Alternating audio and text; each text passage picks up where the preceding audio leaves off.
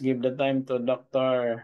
Aris para sa subject sa pharmacognosy. Doc Aris. Okay, maraming salamat, Doc Ray. Magandang gabi sa lahat, mga kapatid.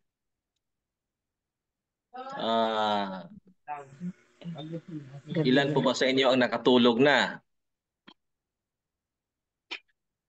Nandiyan pa ba kayo, mga kapatid? Gising pa po doon. Live pa. Okay. Magandang lectures. Ang swerte talaga natin, mga kapatid, dahil nga tayo ay binigyan ng pagkakataon ng Panginoon na tayo makapag-aral sa ganitong klaseng special na kurso na magagamit natin sa ating mga ministry. No? Dahil nga ay alam naman natin na ang problema talaga ng mga tao ngayon ay sa katawan talaga. So, ito nga. So, nagpapasalamat tayo na binigyan tayo ng pagkakataon ng Panginoon. At lalo na, nagpapasalamat tayo ng Panginoon na ginamit itong school, itong ating Logos College of Missions and Biblical Studies na nag-open talaga sa School of Lifestyle Medicine. Sa ating mga professor, ang gagaling talaga natin ng ating mga professor, mga kapatid, from Doc June hanggang kay Doc Tana, talagang iba't ibang mga kaalaman ang ating nakukuha, mga kapatid. Klaro po ba ang aking boses diyan sa inyo, mga kapatid? Hindi po ba putol-putol? Klaro. Noted. Okay, maraming salamat. Magpapatuloy na po tayo. Mga kapatid, ang subject po natin ay Medyo nag-choppy. Doc. Putol-putol po ba?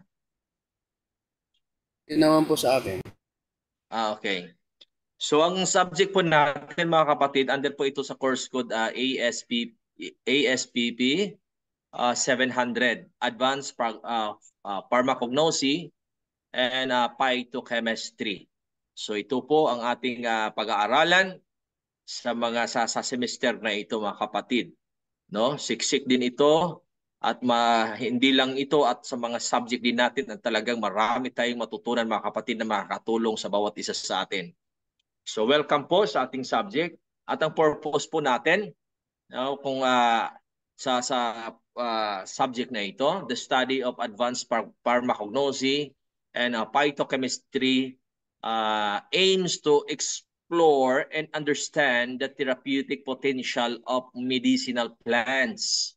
So dito nga, pag-aralan natin, mga kapatid, yung mga potential na mga medicinal plants na nakakatulong sa ating mga karamdaman, at hindi man sa ating mga sarili, makakatulong din tayo sa ating mga lalo na sa ating mga kapamilya at sa ating mga kaibigan. Focusing on the identification of novel phytochemicals, advanced analytical techniques, bioactivity profiling, and the development of natural product-based drugs. So yun po ang purpose ng subject na ito. At ang objective naman po natin, at the end of this class session, the student will be able to develop the capability to assess the pharmacological activities of plant-derived compounds and understand their potential therapeutic effects and mechanism and actions. Enhance the ability to interpret pharmacognostic data, linking botanical characteristics with therapeutic properties. Cultivate the expertise to contribute effectively to the drug discovery process by exploring natural sources and understanding the principles of drug design and development from plant-derived substances. So yun po ang objective sa pag-aaral natin, mga kapatid, na talagang makakatulong sa bawat isa sa atin, at lalo na sa ating mga ministries. So ito po ang ating content ng ating mapag-aaralan, mga kapatid, sa part A, Introduction to Pharmacognosy. Nasa Chapter 1, History, Definition, and Scope of Pharmacognosy. And Chapter 2 naman, Alternative Systems of Medicines. Chapter 3, Classification of Drugs of Natural Origin. Part B, Pharmaceutical Botany. Chapter 4, Morphology of Different Parts of Medicinal Plant. Chapter 5 naman ito, Study of Different Families. So, nakapag-aral na din natin, napag-aralan din natin ito nung nakaraang subject natin sa Introduction to Phytomedicine. Ang Part C, Cultivation, Collection, Production, and Utilization of Herbal Drugs. Chapter 6, Cultivation, nakapaloob dito. Ang Chapter 6, mga kapatid, Cultivation, Collection, and Processing of Herbal Drugs. So dito na po mga kapatid, no, may formulation din dito ang mangyayari na kung ano man ang available na mga herbal plants or maka-access kayo, madali ninyong ma-access. So yun po ang pagfufukusan ninyo mga kapatid para po makapag-create kayo, makapagpalabas kayo ng produkto na talagang sa tulong ng Panginoon ay magagamit at makakatulong sa may mga karamdaman. Chapter 7, Indian Trade and Medicinal and Aromatic Plants. Chapter 8, Utilization of Aromatic Plants and Derived Products. And next chapter is Role of Medicinal Plants on National Economy. At ito naman ang part D, Analytical Pharmacognosy. No? Nakapaloob dito mga kapatid ang chapter 10 hanggang chapter 12. Ang chapter 10 ay drug adulteration. Ang chapter 11 naman, evaluation of crude drugs. At chapter 12 ay biological screening of herbal drugs. At ang part E, nakapaloob dito ang chapter 13, general biosynthetic pathways of secondary metabolites. Yung mga bioactive compounds mga kapatid, no, na makakatulong hindi lang sa halaman, kundi makakatulong din sa tao mga kapatid, yung secondary metabolites ng isang tanim. Ang part F is a pharmacognostical study of crude drugs. Nakapaloob dito ang chapter 14 and chapter 15, drugs containing carbohydrates and derived products, drugs containing alkaloids. At nakapaloob din dito sa part F, yung 16 hanggang 23, yung drugs containing glycosides, volatile oils, resins, lipids, tannins, enzymes and protein drugs, fibers, sutures, and surgical dressings, drug of mineral origin. So pag-aralan din natin yan mga kapatid para mas lalong magiging mabunga yung ating mga ministry at lalo na sa makakatulong sa may mga karamdaman.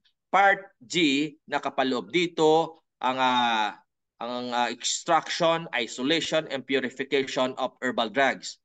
No, dito ang chapter 24 and 25, general methods of extraction, isolation, and identification of herbal drugs. Isolation of phytopharmaceuticals. At ang part H nito mga kapatid, medicinal plant biotechnology, yung plant tissue culture sa chapter 26. At ang part I nito is miscellaneous. Itong nakapaloob dito ang chapter 27 hanggang chapter 34. Sana nga ay matatakil natin ito lahat mga kapatid, no? Ayurvedic, nakapaloob na dito ang Ayurvedic Pharmacy, Marine Pharmacognosy, Nutraceuticals, and Cosmeceuticals, Natural Pesticides, Poisonous Plants, Natural Allergens, Natural Colors, and Dyes, Hallucinogenic Plants, at ang part J mga kapatid, Traditional Drugs of India, no? Ang nakapaloob dito ang chapter 35, detailed study of traditional drugs of India. At dito na tayo mga kapatid, no? Pag-umpisahan na natin para po ay mahahaba din ang ating matatakil sa gabing ito. pharmacognosy. Ano po ang ibig sabihin ng pharmacognosy? Known initially as a materia medica, no? Yan po ang Latin, mga kapatid, ng pharmacognosy. Materia medica may be defined as the study of crude drugs obtained from plants, animals, and mineral kingdom in their constituents. So yun po ang kabuuan na definisyon ng pharmacognosy. Kailan po ba ito kailan po ba ito anong tawag dito? Pumasok or nakilala ng mga tao itong salitang pharmacognosy at itong klase sa pag-aaral na ito, mga kapatid. No? There is a historical misinformation about who created the term pharmacognosy. No? According to some sources, it was C.A. Sidler, a medical student of Hull, Germany, in 1815. He wrote his doctoral thesis titled Analytica Pharmacognostica. So dahil nga daw dyan ay lumabas itong pag-aaral sa pharmacognosy. Oh. However, recent historical research has found an earlier usage of this term. Dahil na nga ay ma-access na natin yung mga ancient literature, mga kapatid, no? Dahil nga din ay inilagay na sa mga pina-access na sa mga tao yung mga sinaunang mga gawa or mga pag-aaral ng mga scientista, mga kapatid, no? The physician J.A. Smith sa Vienna used that one in his Lehrbuch der Materia Medica in 1815 to describe the study of medicinal plants and their properties. The word pharmacognosy is derived from two Latin words, pharmakon. Okay, so dito lumabas, mga kapatid, yung pharmacy, no? Pharmakon, a drug, and gignosu, to acquire knowledge of. It means knowledge of science or knowledge or science of drugs. Yan po ang kabuuang definasyon ng pharmacognosy. Ano ngayon, mga kapatid? Science of drugs. Dito nga, no, lumabas ang mga pagsusuri, pag-aaral, pagdidiskubre ng iba't ibang klase ng mga halaman, ng mga iba't ibang mapagkunan, no, ng mga raw material sa paggawa ng mga halaman, ng gamot, mga kapatid, no? Kaya nga dito nakapaloob din ang formulation. Pagkatapos mong malaman kung anong klaseng halaman ito, no? Pag-aralan mo kung ano ang mga bioactive compounds na nakapaloob nito or mga phytochemicals na nakapaloob nito, at kung ano ang mga purpose, ano ang pharmacological activities na makakatulong sa ganitong klaseng sakit. At pagkatapos niyan, no? Pagkatapos niyan, mga kapatid, no, makagawa ka na o mag-uumpisa ka na naman sa pag-aaral papaano ka makapagawa ng produkto, no, ng produkto na galing nitong klaseng halaman.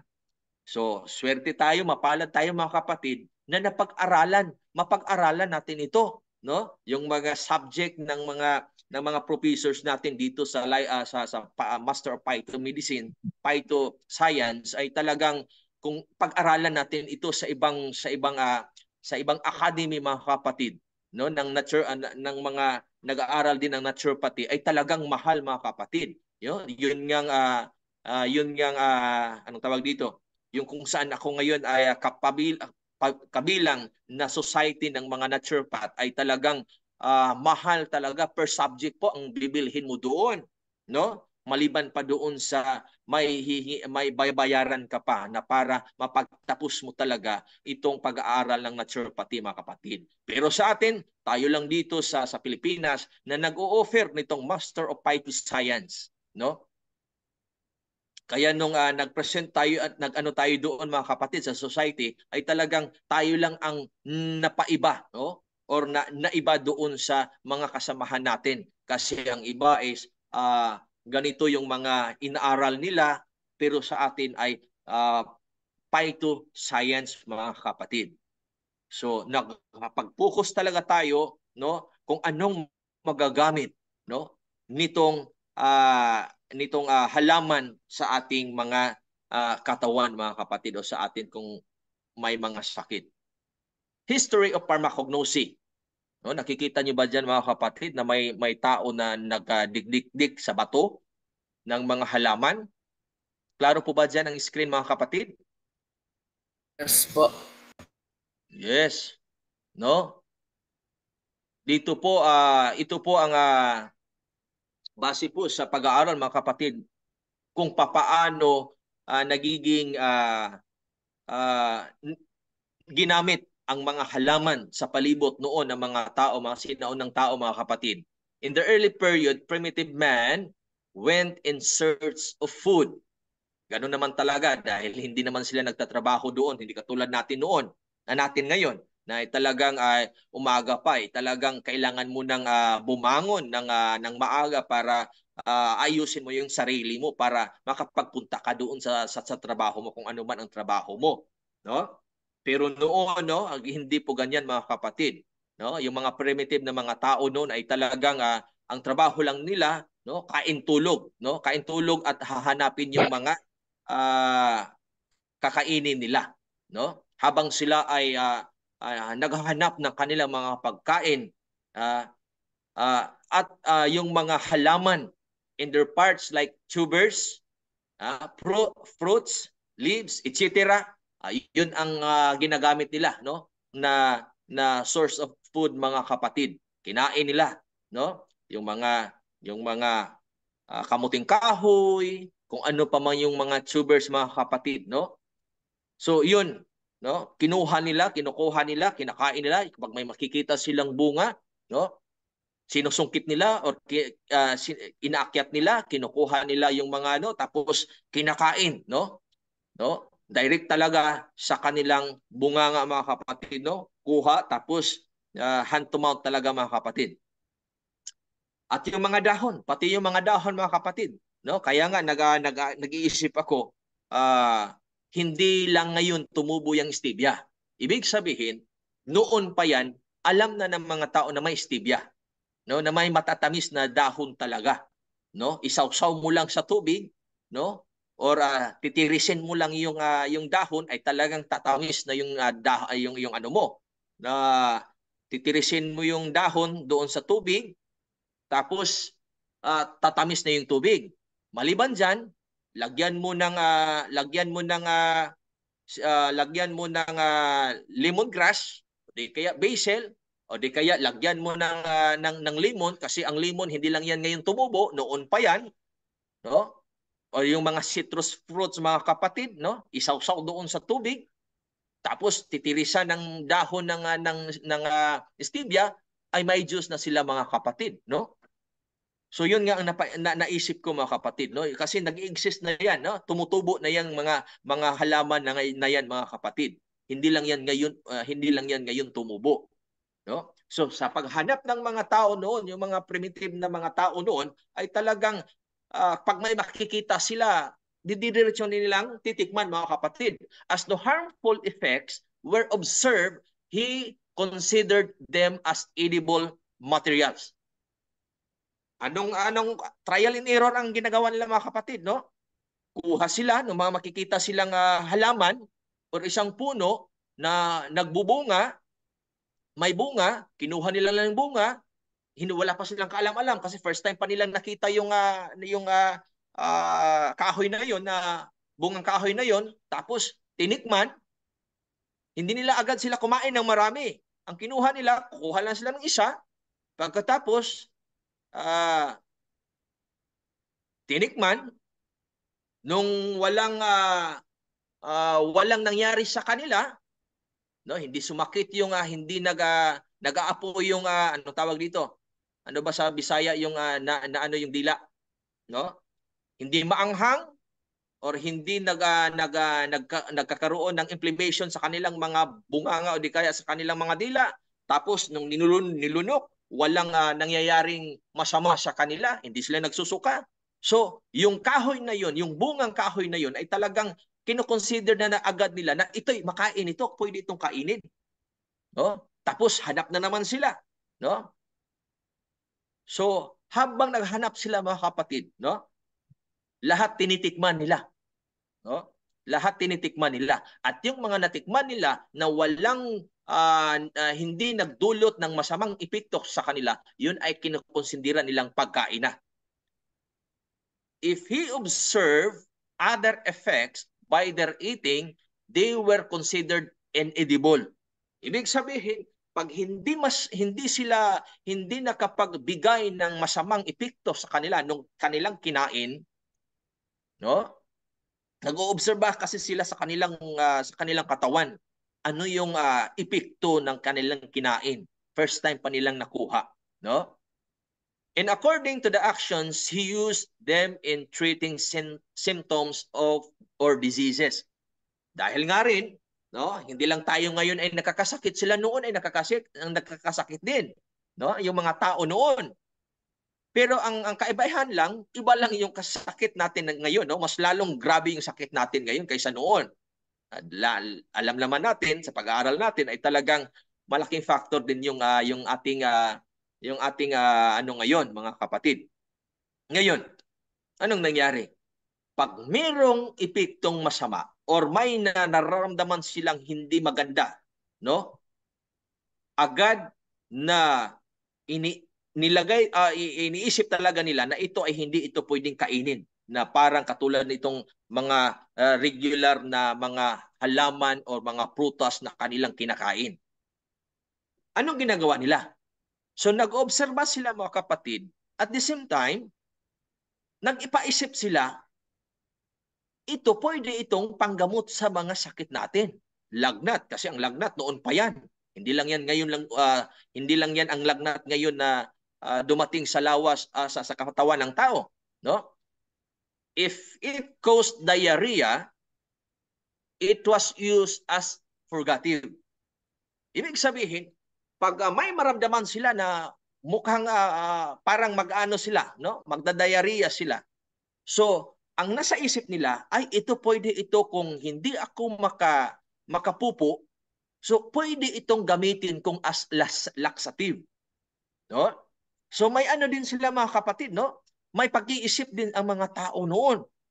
If vomiting, it was used as mimetic or mimtic, mga kapatid. Kung kakainin na nung kinain nila, pagkatapos para silang magsusuka sila o nagsusuka sila, no?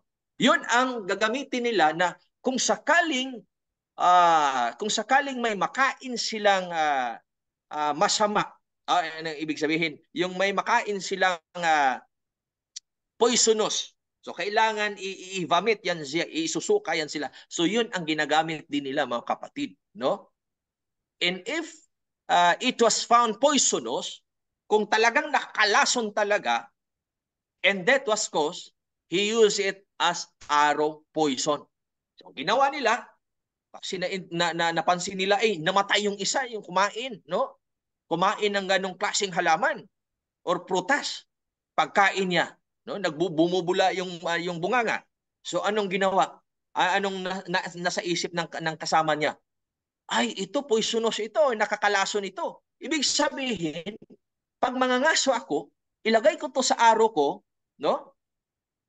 So, anong mangyayari? Makakuha ako ng maraming mga hayop, no? So, yun ang ginawa nila mga kapatid. Pag may madiskubrihan sila, no? Lalo na yung mga madagta na mga dahon o di kaya madagta na mga kahoy. Tapos tinitikman o di kaya may ginawa silang experimentation mga kapatid, no? Nagkumuha sila ng ano, inilagay nila yung ano bang tawag doon, yung dulo ng kanilang araw, mga kapatid. Pagkatapos tinira nila yung anong tawag dito? Yung hayop na nasa kanilang paligid at saka namatay. Yun ang kanilang ginawang arrow poison, mga kapatid. So, talagang maano talaga yung mga tao noon, no? Na nagsisimulang nagdiskubre kung papaano magagamitin ang mga halaman noon, mga kapatid. The knowledge was empirical and was obtained by trial and error. He used drugs as such or as their infusion and decoction. Doon na, dahil may mga kaalaman na sila, no? Na alam na nila kung ano yung matatamis, ano yung mga mapakla, ano yung mga ganitong lasa, ganitong amoy, ganitong kulay, ganitong epekto. So tumatagal ang panahon, mga kapatid, ang panahon. Sila po ay anong tawag dito? Nag-iisip kung paano ito magiging makapaggawa tayo ng halamang or ng gamot mula dito. So ginawa nila, no? He used drugs as such or as their infusion and decoction. So makikita nyo dito, mga kapatid, no? Yung tao dito, dahil may mga ano naman sila noon, may mga kagamitan naman sila noon, yung mga palayok noon, mga kapatid, ay yun ang ginagamit nila. Pwede kaya tong lutuin? Pwede kaya tong pakuluan? No? Pwede ko kaya tong ilagay doon sa may parang oil doon? No? Pwede ko kaya doon isok doon? I-infuse doon? Pwede ko kaya tong pakuluan? Pagkatapos yung tubig na nagkukulay pula o nagkukulay ano ba bang klaseng kulay na resulta doon sa ginamit na dahon, no? Or balat ng kahoy o di kaya yung gamot yung anong tawag ba sa Tagalog yung gamot, mga kapatid, ay yung root, no? So yun ang ginawa nila, mga kapatid, at iniinom.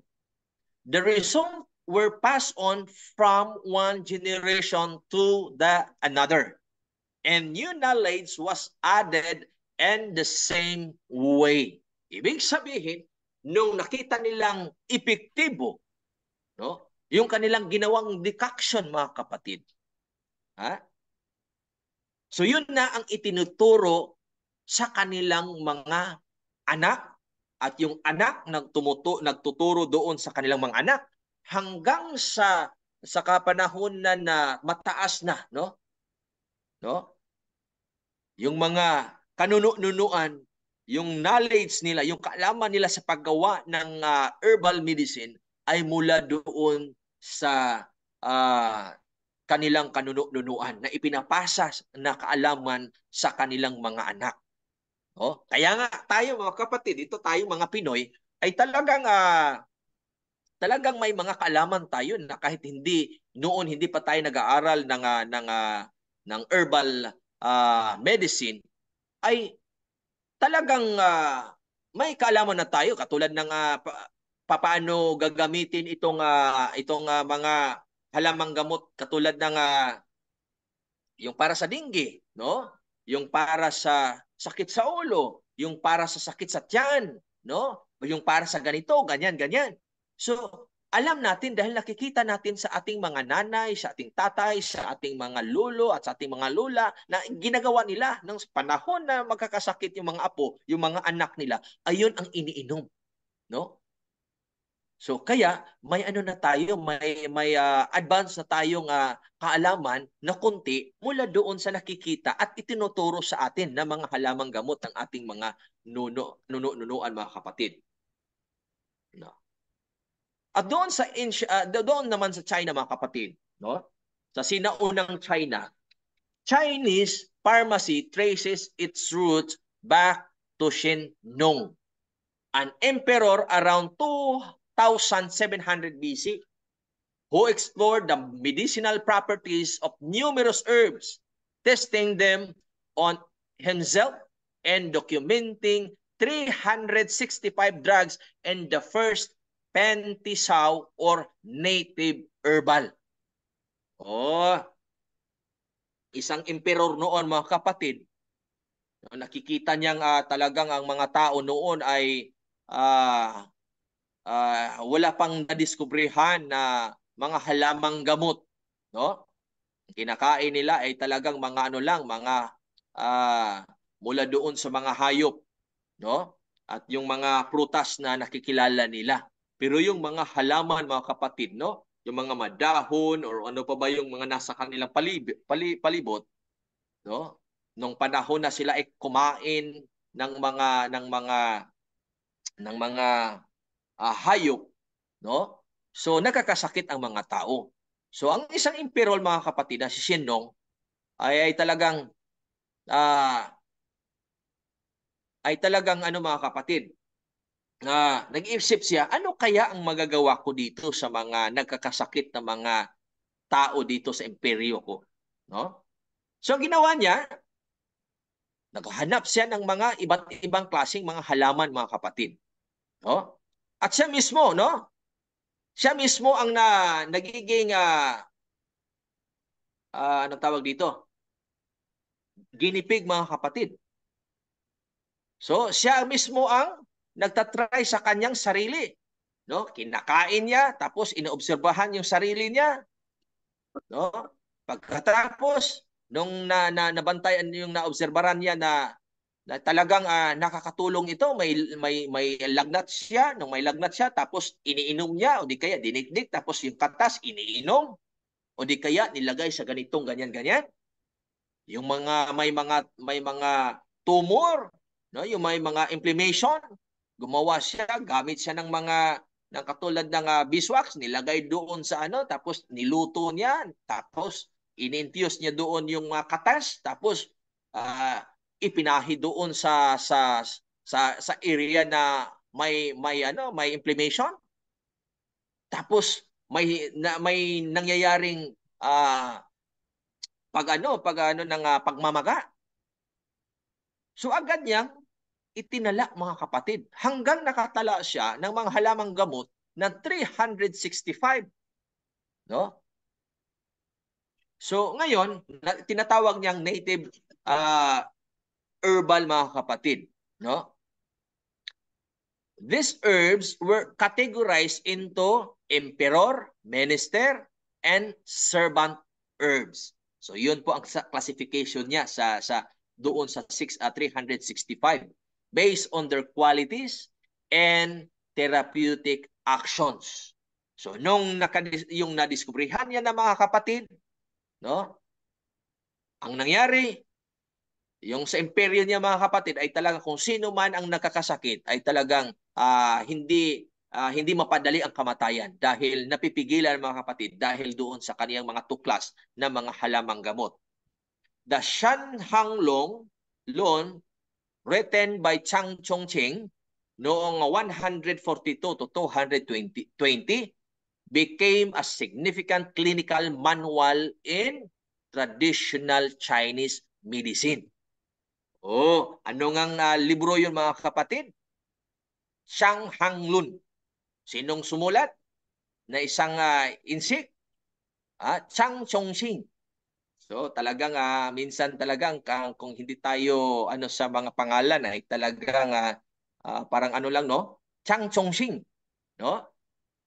So nakapag-create siya, no? Nakapagawa siya mga kapatid ng libro na tinatawag na Shan Hang Long, traditional Chinese medicine mga kapatid, no? Manual yun siya mga kapatid. At doon naitala lahat ng mga discovering mga halamang gamot at yung mga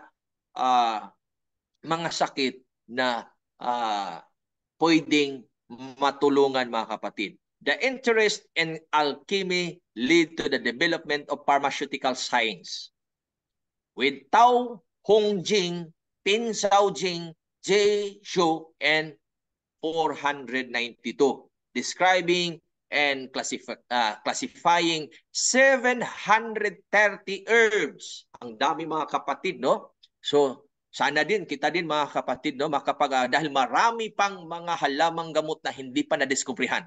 At ang maganda ngayon, no? Kung ano man yung mga discovered na herbal plants, mga kapatid, no? Dahil sa pagsaliksik, dahil sa pag-aaral ng mga siyentista, malalaman na agad natin kung ano ang mga bioactive compounds, yung mga phytochemicals na nandoon sa ganitong klaseng halaman at papaano siya gamitin at ano ang target niya na sakit. At sana din mga kapatid, no, meron din may dito sa mga estudyante natin na makapag-create, no? Makapaggawa mga kapatid ng manual ng mga undiscovered pa ng mga halamang gamot na nasa paligid. Dahil marami pa na nasa paligid mga kapatid na hindi pa natuklasan at na hindi pa nabigyan ng mga pangalan ng mga botanist. The Sui Dynasty, 589 to 618, saw the flourishing of herbal medicine studies. And during the Song Dynasty, 960 to 1276, a standardized pharmaceutical system was established. Dahil nga din ay mga tao doon sa China ay talagang nakasalalay yung buhay nila doon sa mga anong tawag dito, sa mga halamang gamot na nakikilala na, no, ang kanilang mga kanunuan. Kaya ay ang Sui Dynasty ay talagang gumawa sila talaga ng umusbong doon ang pag-aaral ng herbal medicine mga kapatid. At pagdating ng 960 to 1276, doon na lumabas yung pharmaceutical na-establish na ang tinatawag na pharmaceutical studies mga kapatid. Li Xingxin's Pen Chao Kanmo, completed in 1578, mark a significant milestone, listing 1,892 drugs and over 11,000 prescriptions. No, ang dami mga kapatid, no? No, itong libro na ito, itong Li Xingxin's Pen Chao Kanmo, no? Sa mga Chinese mga kapatid. Kaya nung panahon ng pandemic sa ating kapanahunan nung last year ay talagang yung COVID virus ay talagang sumikat yung mga Chinese medicine. Tama po ba? Nandyan pa ba kayo mga kapatid? Yes, dito pa. Yes, Doc. Sino bang nakainom ng Chinese medicine na talagang ipinescribe na doon sa mga tao? Mahal talaga yung per box. Ako, Doc, during yung na-COVID ako, nakainom ako. No, anong pangalan ng ininom mo, Dr. Terry? Basta to rin? Hindi namin memorize, Doc. Basta hindi mo mababasa dahil Chinese character. Ha? Yes. Talaga mga kapatid, ang daming yung midrip ko ng Oxford Pharmaceutical, nagkakaano siya mga kapatid, anong tawag dito, nagka-COVID siya. Ang laki ng kanyang hospital bill mga kapatid. Buti na lang dahil may siya sa kanyang ang nakapagbigay ng kagalingan ng kanyang COVID mga kapatid ay yung ipinescribe sa kanya o ipinainom sa kanya na Chinese medicine. Kaya nung sumikat yan mga kapatid, no? Nagmamahalan talaga. Kaya nga minsan may sinabi sa akin, baka mag-stockist ka diyan, no? Para sa lahat ng mga may uubo diyan or nagkakalagdag diyan, papainumin mo na agad nitong Chinese medicine, di ba? Sumikat yan mga kapatid. Nung kasagsagan ng COVID-19. So, yung mga halamang gamot na inilagay doon mga kapatid, dahil combination 'yun ng mga halamang gamot, no?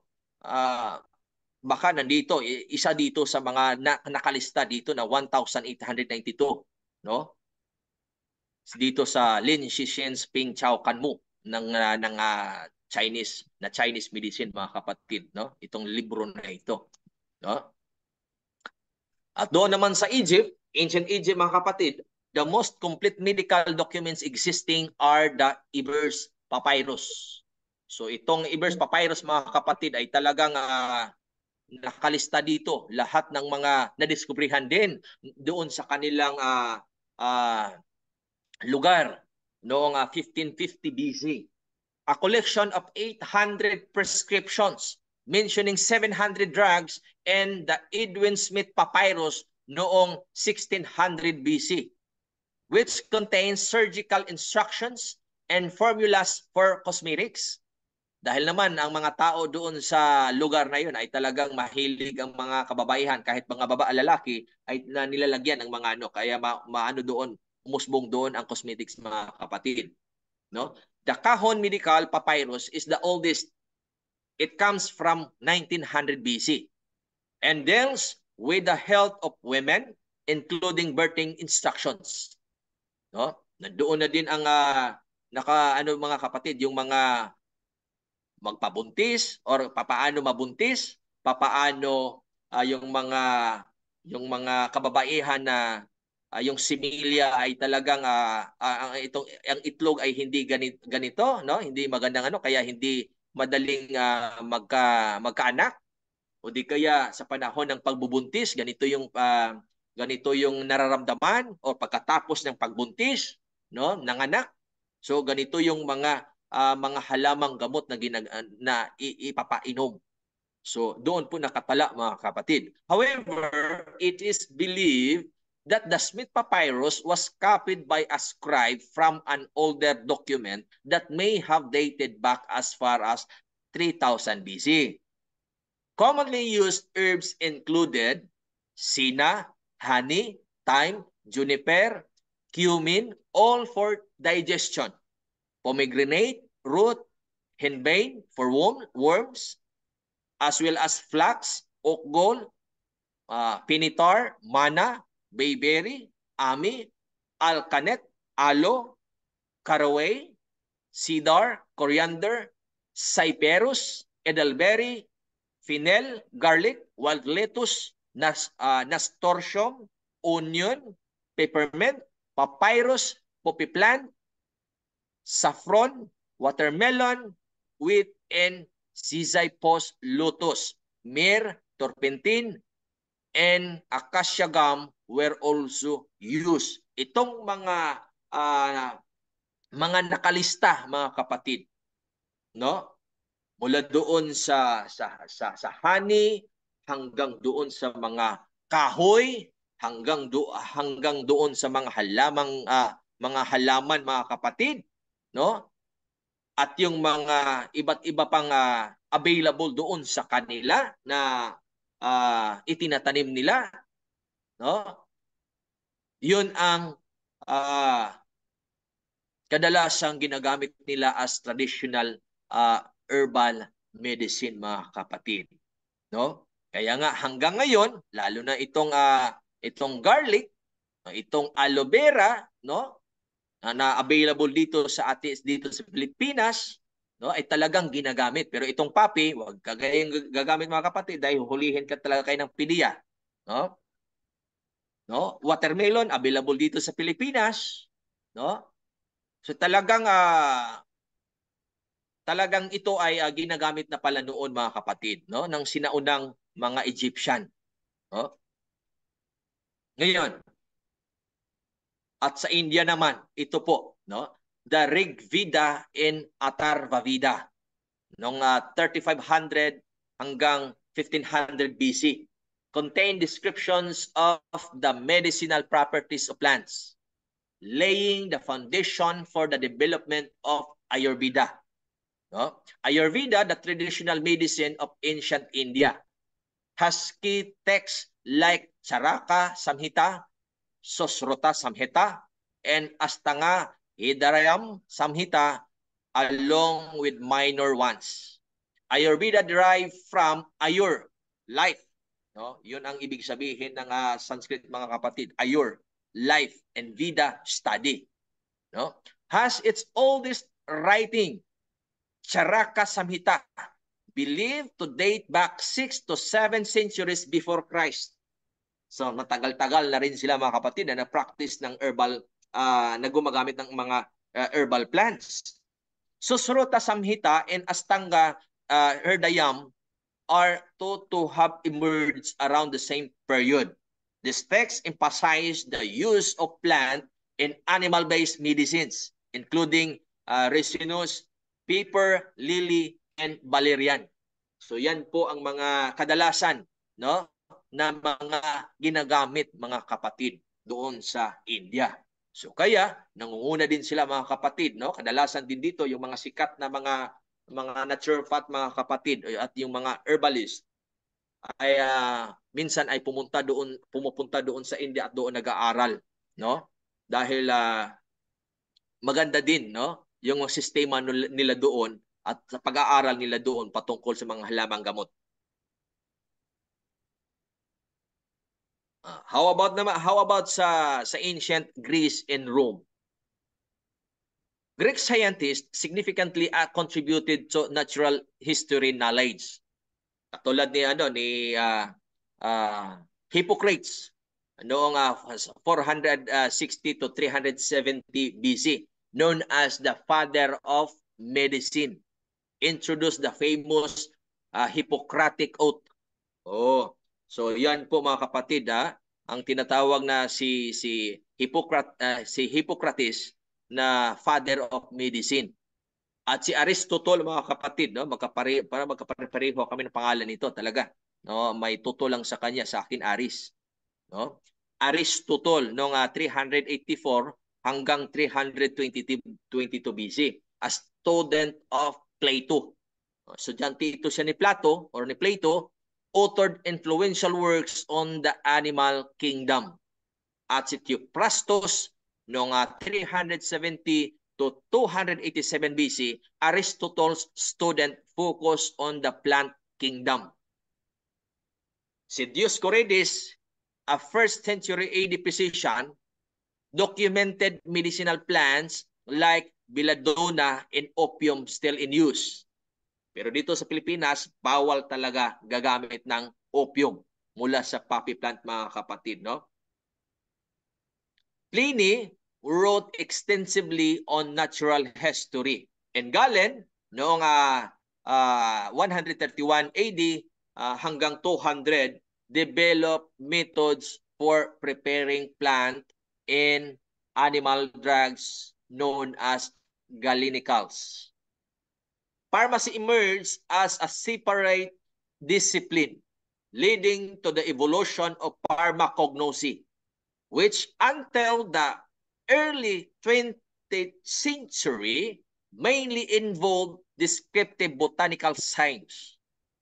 It focused on drug identification, history, commerce, collection, preparation, and storage. The modern development of pharmacognosy occurred between 1934 and 1960, integrating disciplines like organic chemistry, biochemistry, biosynthesis, pharmacology, and advanced analytical techniques such as chromatography and spectrophotometry. So yun po mga kapatid, no? Ang history po. So dito tayo, no? Itong crude drugs. Ano po bang ibig sabihin ng crude drugs? Iano nyo lang po ako mga kapatid kung oras na pong matapos. Ha? Ano po itong crude drugs? No? Ang ibig sabihin po ng salitang crude, ang synonyms po nito is raw or unprepared state, unrefined or natural. Yun po ang ibig sabihin ng crude. How about crude drug? Is any naturally occurring, fresh or dried, unrefined substance derived from organic or inorganic sources such as plant, animal, bacteria, organs, or whole organisms intended for use and the diagnosis, cure, mitigation, treatment, or prevention of disease in humans or other animals. No, yun po ang crude drug, mga kapatid. No? Yun bang kukuha ka lang dyan, yung raw materials mo, yun na agad. No? Hindi na kailangan pang i-formulate mo pa. No? Gagawa ka pa ng susundon mo pa yung protocol, yung mga procedure para palabas ka ng produkto. Hindi po, mga kapatid. Ito talaga ay mula talaga doon sa origin niya. Example, kung dahon talaga idiretso tapal. O di kaya dahon nguyawin, lunukin. No? Yun po ang ibig sabihin po, mga kapatid. Yung kinuha mo, yung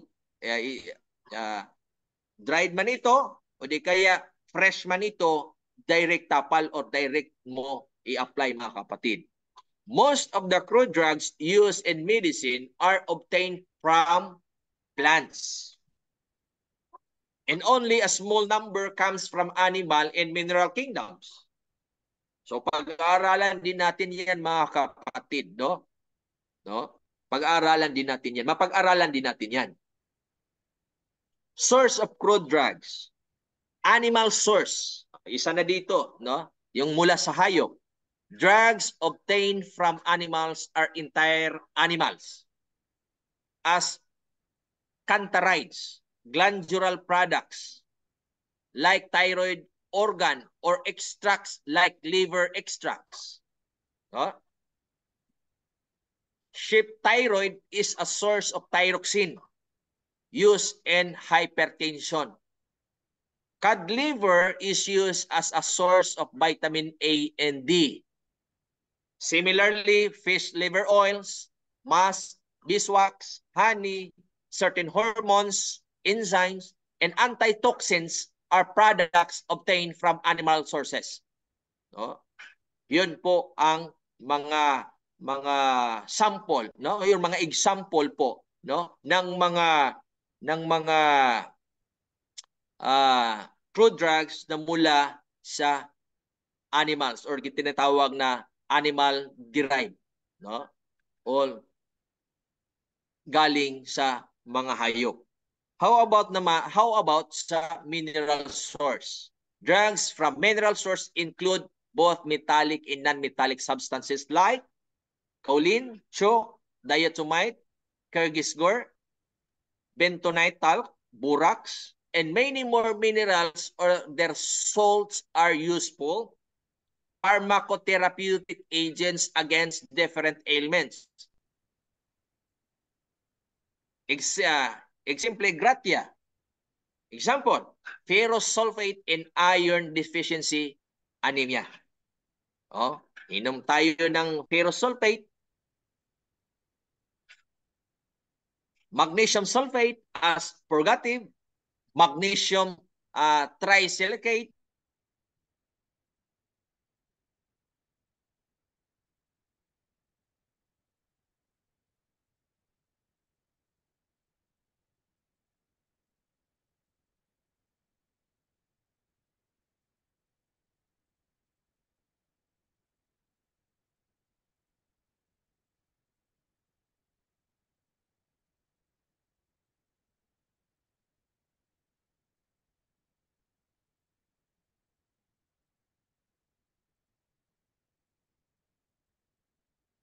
Wala po ba siya sa arts?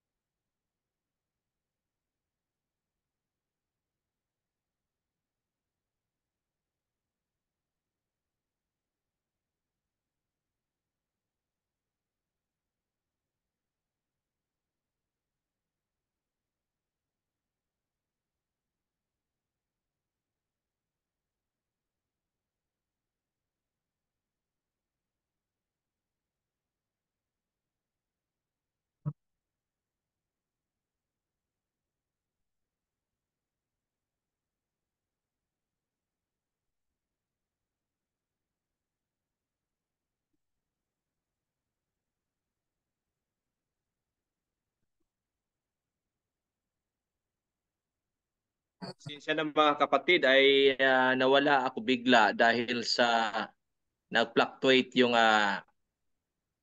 signal ko dito at siguro natapos ko na rin ang aking oras. So dahil alas 10, anong oras na po ba? Alas 10:19 na po. Okay. So maraming salamat mga kapatid. Pagpatuloy po natin sa sunod na session natin. Maraming salamat sa inyong paghihintay at sa inyong panahon mga kapatid. No, ibalik ko na po kay Doc Ray. Maraming salamat po sa ating lahat at God bless. Thank you, Doc. Thank you, Doc. Okay, thank you very much.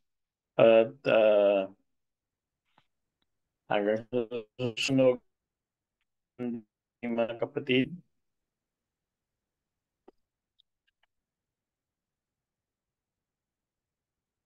Medyo gabi na, no?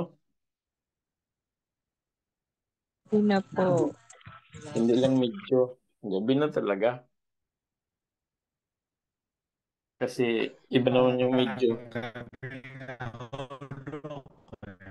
Iba yung medyo at saka iba yung gabi, no? Anyway, ito naman kapatid. Good night po, Doc. Pag-aaral. Okay, Lailatog mga kapatid.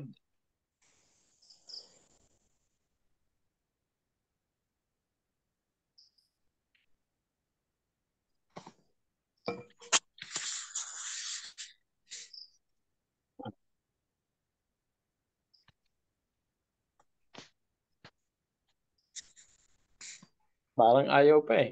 Ayaw pang ano eh. Ayaw pang mag-leave, no? Naghihintay pa po ng points. Naghihintay pa siguro ito ng ano eh. Ng points.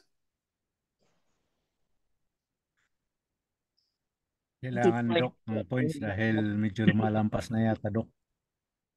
Oo nga. No? Oo. Siguro dahil 21 Maraming salamat na, kay Doc Ana at kay Doc June. dahil 10:20, Ganda talaga Sumobra ng ano tayo. natin. sobra tayo ng 20 minutes. Magbigay na tayo ng 20 points. Yay!